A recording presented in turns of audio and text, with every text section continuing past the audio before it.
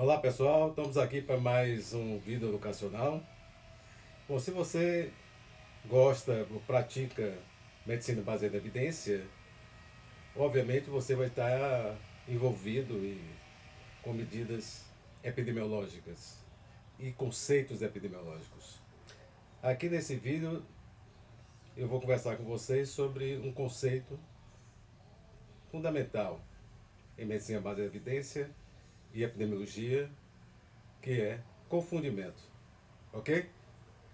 Então vamos em frente. Confundimento significa que o efeito da exposição sobre o evento é uma mistura do próprio efeito dessa exposição com o efeito de um outro fator, de um terceiro fator ou de uma terceira variável. O cenário de confundimento é representado nesse gráfico chamado Direct Acyclic Graph, que traduzimos do inglês para o português como gráfico acíclico dirigido. Então, para essa terceira variável, o terceiro fator, ser considerado um fator de confusão, está funcionando, causando confundimento, ele deve ser associado com exposição e ser associado com o evento independente da exposição. Segue esse caminho, chamado caminho de backdoor pass, né? Um caminho pela porta de trás. Desta forma, ficam dois caminhos ligando a exposição com eventos. Fica esse caminho direto e o outro caminho, que é pela porta de trás, passando pelo efeito da terceira variável. O ponto aqui é como bloquearmos esse caminho para termos apenas o caminho que nos interessa. Se for possível, o bloqueio desse caminho, a gente pode estabelecer uma relação causal entre a exposição e o evento. Mas observe, uma terceira variável para ser considerada uma potencial confundidora, ela não pode ser o passo intermediário da ligação causal entre a exposição e o evento. Um exemplo, se a gente estivesse aqui avaliando a associação de obesidade como a exposição e o evento como sendo o risco de infarto agudo do miocárdio, diabetes não seria considerado uma variável confundidora, pois ela é um passo intermediário que, nesse exemplo, ligaria obesidade com o risco de infarto agudo do miocárdio.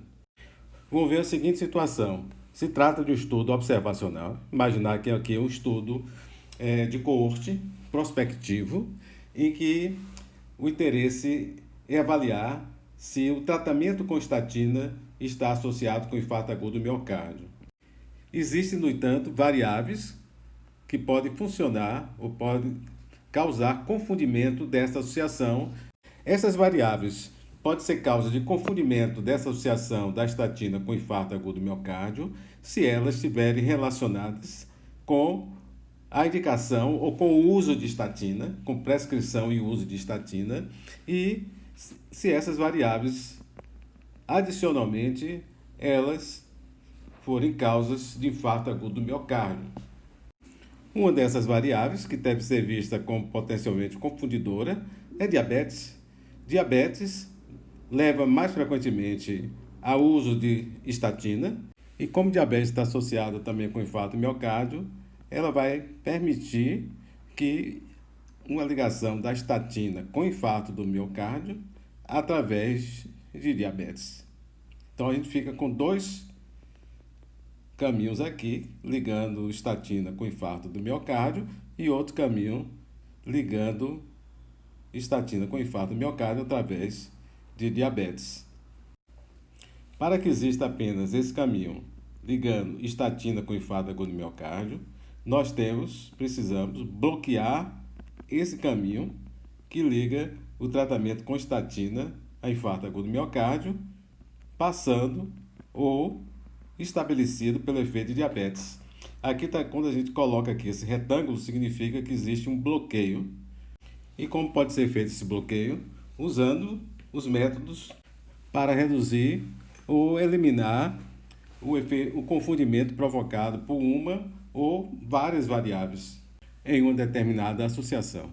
Observe, no entanto, que esse modelo causal não pode se restringir apenas a diabéticas e uma série de outras variáveis aqui. As variáveis tipo idade, sexo, outras sociodemográficas pode estar tanto associada com estatina quanto com infarto agudo do miocárdio. O mesmo ocorre com comorbidades cardiovasculares, com a presença de doença renal crônica. De forma que precisamos bloquear esses caminhos determinados, esses caminhos que vai ligar estatina com infarto do miocárdio, não através desse caminho direto, mas através do aporta do fundo, do backdoor pass, né? Então, aqui está mostrando aqui com retângulo, se esses caminhos são bloqueados dessas variáveis sociodemográficas, do diabetes, das comorbidades cardiovasculares, da doença renal crônica, nós ficamos com esse caminho, apenas com esse caminho aqui nesse gráfico, que é o caminho que, na verdade, nos interessa, que a gente está querendo estabelecer uma relação causal entre estatina e infarto agudo do miocárdio. É importante lembrar que nosso estudo é observacional. Imagine que a gente possa, de certa forma, bloquear de uma forma efetiva essas variáveis conhecidas. Mas existem variáveis que são variáveis não mensuradas, variáveis desconhecidas. O estudo não tem essa capacidade de mensurar todas as possíveis variáveis que podem estar contribuindo para o confundimento. Vamos adiante aqui. Qual é o estudo mais efetivo para reduzir o efeito dessas variáveis que não foram mensuradas no estudo? O ensaio clínico randomizado.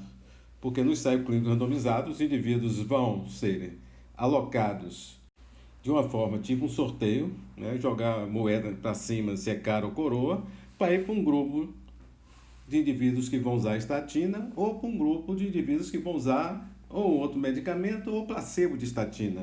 Forma que a probabilidade que o indivíduo com determinada característica de uma variável não mensurada ir para um grupo ou para outro é a mesma a probabilidade.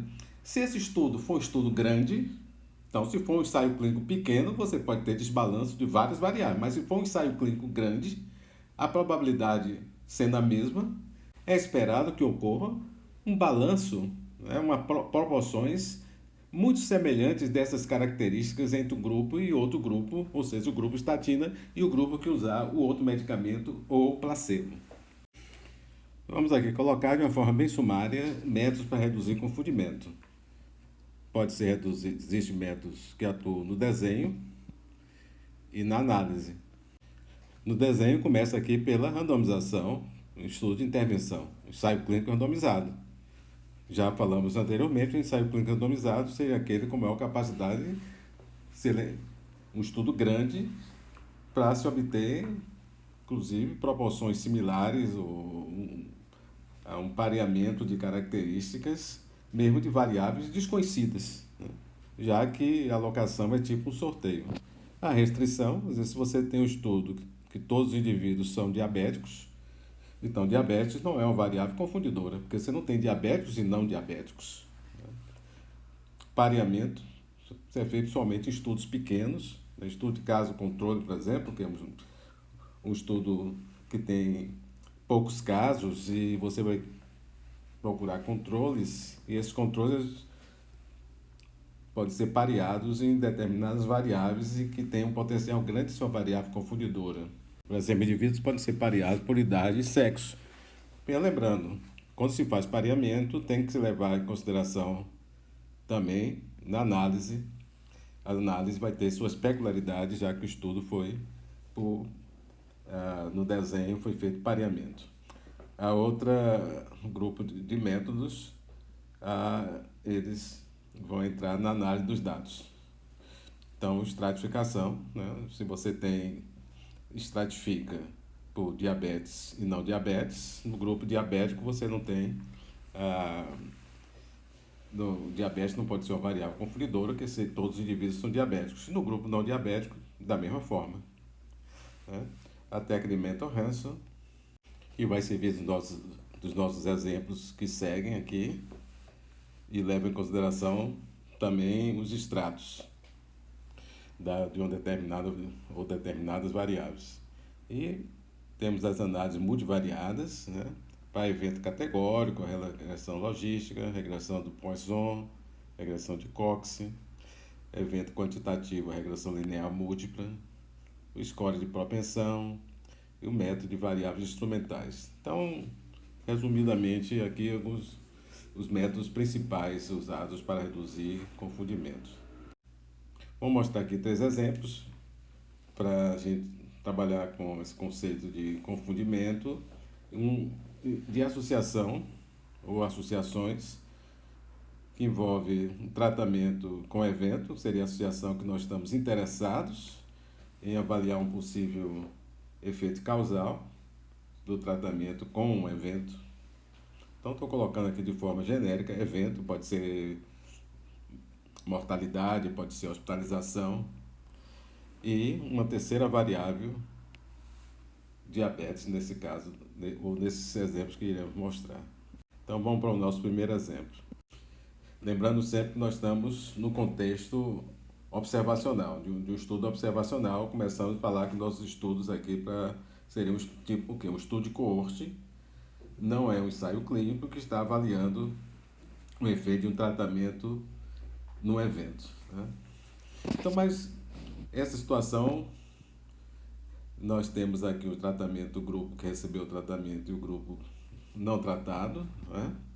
Não é um grupo com randomização para grupos, que é um estudo observacional, e diabetes como uma terceira variável. Nesse caso aqui, os percentuais são exatamente os mesmos, né? 28% no grupo tratado e no grupo não tratado. No nosso gráfico acíclico, no nosso planejamento, diabetes estava associado com tratamento, diabetes estaria associado com evento, né? Porque diabetes estava sendo tratado com uma variável potencialmente confundidora. Mas quando a gente avalia aqui, olha os dados, o percentual é o mesmo. Então não existe uma relação de diabetes, ou seja, a terceira variável, com o tratamento. Então vocês estão vendo o quê? Que não deverá causar confundimento, já que não existe uma associação de diabetes, quer dizer, da terceira variável com a variável de exposição, né? Embora diabetes esteja relacionada com evento, né? Está vendo que o risco relativo 1,22, indicando que o percentual de eventos foi 22% maior no grupo diabético do que no grupo não diabético. Então vamos aqui. Aqui está o risco relativo, olhando tratamento com eventos, o risco relativo 1,24, aqui indicando 24% maior, né, o risco do evento do grupo tratado, né, que está intervalo de confiança 25%. O REF aqui significa referência, está mostrando e está indicando que esse foi o grupo que serviu de grupo de comparação, quer dizer, o tratamento sim foi comparado com o tratamento não, né? Por isso que gerou esse risco relativo de 1,24, quando se divide esse risco 54,7% com 44,3%. Como não existe uma associação da terceira variável, diabetes, com tratamento, o que é que a gente está esperando?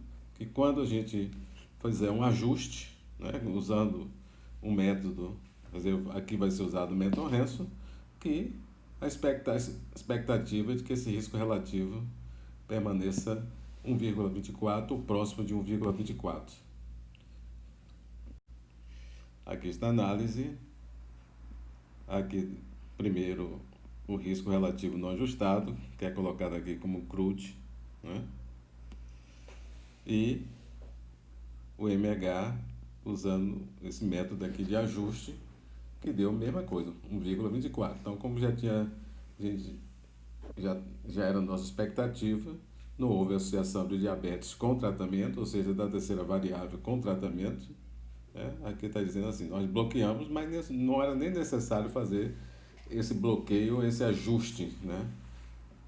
A gente já esperava que não tivesse e uma alteração nesse risco relativo, que é 1,24 na associação não ajustada e 1,24 na associação ajustada. Vamos ao exemplo 2. 605 indivíduos no grupo tratado, 525 no grupo não tratado. Quando olhamos os percentuais de diabetes, 47,1% no grupo tratado e 16,2%. Então, diferente do exemplo anterior, existe uma associação da terceira variável diabetes com o tratamento. Né? Existe uma distribuição desigual. Né? E diabetes também associada com o evento. Então, você tem a associação de diabetes com o evento e diabetes com o tratamento, né? Com a exposição. O tratamento aqui é exposição. E diabetes é a terceira variável. O risco relativo foi 1,26, quer dizer, o grupo tratado apresentou um risco maior, 26% maior no grupo tratado do que no grupo não tratado. Fizemos um ajuste dessa associação para diabetes, no sentido de bloquear esse efeito de diabetes. E o que aconteceu? Aqui é o risco relativo de 1,26, já tínhamos mostrado anteriormente, né, comparando o grupo tratado com o grupo não tratado. Quando a gente faz o ajuste usando Manton-Hanson, esse risco relativo passa a ser praticamente igual a 1, né? 1,02. Isso significa nenhuma associação, né? Porque os grupos, eles são, está chamando atenção, os grupos são iguais, quer dizer, quando foi ajustado, bloqueou o efeito de diabetes, não houve, não colocamos nenhuma linha aqui, que não houve, é uma associação após o ajuste para diabetes. Então, a conclusão nossa é que, levando em consideração os efeitos de diabetes, não se observou uma associação entre o tratamento e o risco do evento. Vamos ao exemplo 3. Temos aqui 525 indivíduos no grupo tratado e 614 no grupo que não recebeu o tratamento. Né? Vemos aqui que os percentuais são diferentes, né, de diabetes num grupo no outro. Nesse caso aqui, o grupo tratado era um grupo que tinha um percentual, que apresentava um percentual menor de diabetes. Então, existe uma associação aqui entre a terceira variável diabetes e os grupos de tratamento, quer dizer, né, e o risco relativo da associação diabetes com evento, um risco relativo de 1,84. Então, existe uma associação aqui, tanto dessa terceira variável com o evento, né, no caso tratamento, e da terceira variável diabetes com o evento. O risco relativo 0,81, nessa análise sem nenhum ajuste, está nos sugerindo que o tratamento está associado com a redução do risco, né? Ou diríamos com a relação relativa do risco de 19%, né? Se a gente fizesse 1 menos 0,81 e multiplicasse por 100%, isso nos daria 19% de redução relativa do risco. Aqui estão os resultados, depois do ajuste para diabetes, né? Podemos dizer depois que nós bloqueamos esse caminho, que vai do tratamento para o evento, passando por diabetes. Então, o nosso risco relativo, que foi de 0,81, né, denotando uma redução do risco com tratamento, depois do ajuste, nenhuma associação foi observada entre tratamento com evento. A gente viu que no grupo de tratados existia um percentual menor de diabéticos. Como diabetes está associado com risco maior de eventos, então esse grupo tratado foi um grupo de pessoas, de pacientes de modo geral, que tinham um risco já menor. Quer dizer, esse risco não foi dado, esse menor risco que nós vimos aqui, uma redução de 19%, não foi pelo tratamento, né? foi relacionada com o fato de, nesse grupo tratado, ser um grupo já desde o início de menor prognóstico, risco menor do desenvolvimento do evento. Ok, pessoal, chegamos ao final dessa apresentação de um assunto muito importante. Se você está interessado em investigar uma possível relação causal entre uma variável expositora e um evento, confundimento é algo que realmente tem que ser levado em consideração. Quando você está tendo a oportunidade, né, e o trabalho que você está lendo é um grande ensaio clínico, tem que ser um grande ensaio clínico, porque mesmo sendo um ensaio clínico, mas ele é pequeno, isso não vai dar muito, assegurar você de uma distribuição similar de característica entre os grupos, por exemplo, o grupo tratado e um grupo placebo, né? Mas um grande estudo, isso lhe dá para você uma segurança de que você está lidando com um estudo com, inclusive, a capacidade de ajuste para variáveis que não foram mensuradas no estudo, variáveis desconhecidas, né? O grande desafio vai ser, portanto, nos ensaios clínicos pequenos e em estudos observacionais no que diz respeito a possíveis efeitos de variáveis na associação entre uma exposição de interesse. A exposição pode ser um tratamento, né? E um evento. Essa, na verdade, tome isso como uma introdução a esse assunto muito importante de confundimento. De forma que espero que a gente tenha oportunidade de navegar com mais profundidade, vamos assim dizer, nesse assunto tão interessante e importante na medicina baseada em evidência e na epidemiologia de modo geral. Ok? Então, vamos ficar por aqui e até a próxima apresentação. Muito bem.